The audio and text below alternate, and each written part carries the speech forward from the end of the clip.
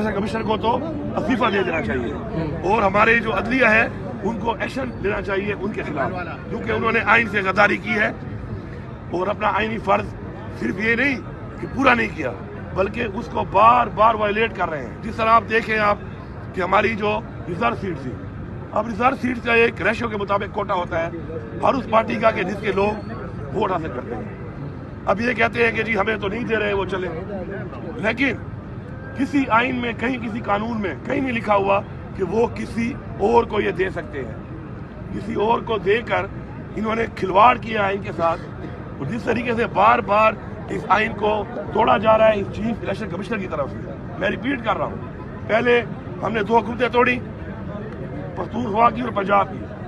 आइन को तोड़ा, 90 दिन में इलेक्शन नहीं कराया, यही शख्स था।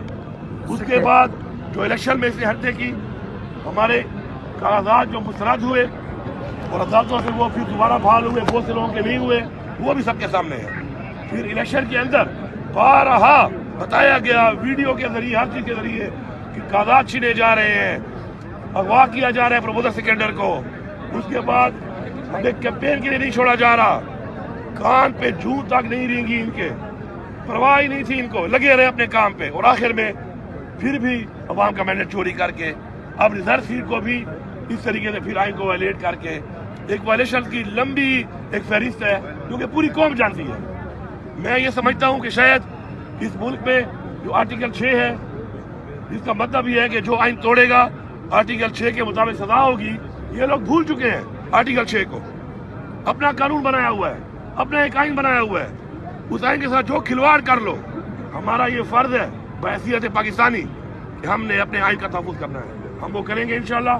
अपना हक मांगते हैं, अपने हक मांगने के लिए हम तमाम इदारों से, अदलिया से, सबसे रिक्वेस्ट करते हैं कि फ्री एंड फेयर तरीके से ट्रिब्यूनल में हमें अपना हक दिया जाए फॉर्म 45 के मुताबिक। अगर ये नहीं किया जाएगा तो इस इलेक्शन को मेरे ख्याल में न तो कि पाकिस्तान में कबूल कर रहे हैं और नहीं इंटरनेशनली तमाम इदारों ने कह दिया है इंटरनेशनली कि ये इलेक्शन ठीक नहीं होगा। तो ऐसी हुकूमत की क्या क्रेडिबिलिटी होगी जो इन्होंने वफाक में बना ली, पंजाब में बना ली, बलूचिस्तान में बना ली, सिंध में बना ली। और मैं भी चैलेंज करता हूँ यहाँ पर कि मेरे पूरे 13 हल्के मेरे बिल्कुल फॉर्म 45 के मुताबिक एक वाज़ेह लीड, बहुत ज्यादा लीड के साथ जीते हुए हैं। बावजूद इसके कि मैं ये दावा कर रहा हूँ इन्होंने हर हल्के में MPA पे कम से कम 10,000 वोट और MNA पे कम से कम 25,000 वोट जैली पोल इन्होंने करवाए हैं। इन्होंने कापियां दी हैं, स्टैंप शुदा इन्होंने लोगों को वोट दिए हैं, हमारे मुखालिफिन को जिनके साथ ये मिले हुए थे।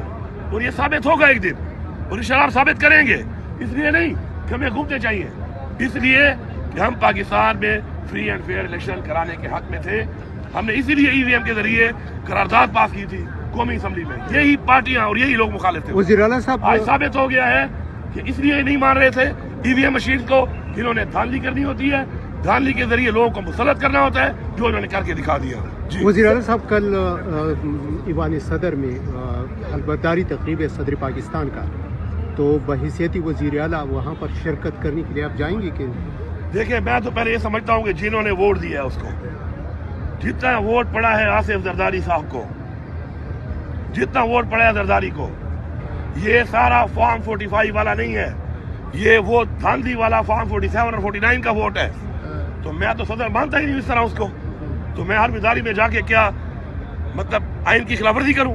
ये तो आइन की खिलाफवर्जी है कि मुझे मेरा ज़मीर जानता है, मेरा दिल जानता है, मैं जानता हूं कि अवाम के मैंडेट से ये जो नुमाइंदे जिन्होंने इनको वोट दिया है वो अवाम के मैंडेट से ही नहीं आए। अब जब कुर्सी पे बैठ जाएगा फिर तो जाहिर बात है हम अपना हक भी मांगते रहेंगे और हमें उसको सदर मानना पड़ेगा। बहैसियत है पाकिस्तानी शहरी हमें मानना पड़ेगा, क्योंकि वो कुर्सी पे जब बैठ जाएगा वो हल्फ लेने के बाद तो फिर हमें मानना पड़ेगा। लेकिन ये ज्यादती है, ये ज्यादा है, ये नवाज शरीफ, जरदारी, ये PDM वाले सारे एक चीज है और ये इकट्ठे हो जाएंगे जब इनको लगेगा कि इमरान खान आ रहा है।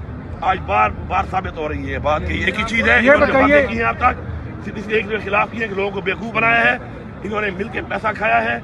अब ये सिर्फ और सिर्फ अक्टूबर में इसलिए आ रहे हैं, इन्होंने कानूनसाजी करके अपने नैब के केस खत्म कराने हैं और लूटा हुआ पैसा। आप अगर कल को जरदारी साहब या प्राइम मिनिस्टर साहब की ज़ेर सदारत किसी इजलास में अगर शिरकत करते हैं تو کیا آپ وہاں احتجاج بھی ریکارڈ کروائیں گے یا نہیں سمپلی آپ شرکت کریں گے, صوبے کو ریپرزینٹ کریں گے؟ دیکھیں مجھے ذمہ داری دی گئی ہے, میرا ایک صوبہ ہے, میرے صوبے کی عوام ہے, میرے حقوق ہیں, اس کے لیے ظاہری بات ہے مجھے جانا پڑے گا, بیٹھنا پڑے گا, بات کرنی پڑے گی, اور میرا حق مجھے مانگنا پڑے گا اس صوبے کو چلانے کے لیے, صوبے کے لوگوں کے مسائل حل کرنے کے لیے, صوبے کے حقوق کے لیے.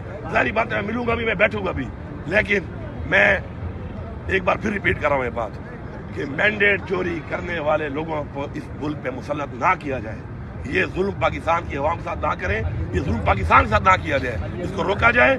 یا تو فری اینڈ فیئر ٹرائل کریں, یہ ایگزیکٹ جو ریزلٹ ہے اس کو ٹھیک کریں, یا پھر دوبارہ الیکشن کرائیں اور فری اینڈ فیئر الیکشن کروائیں, تاکہ جو عوام کا مینڈیٹ ہے اس کے مطابق حکومت بنے, تاکہ وہ کریڈیبل ہو پاکستان میں بھی اور دنیا میں بھی.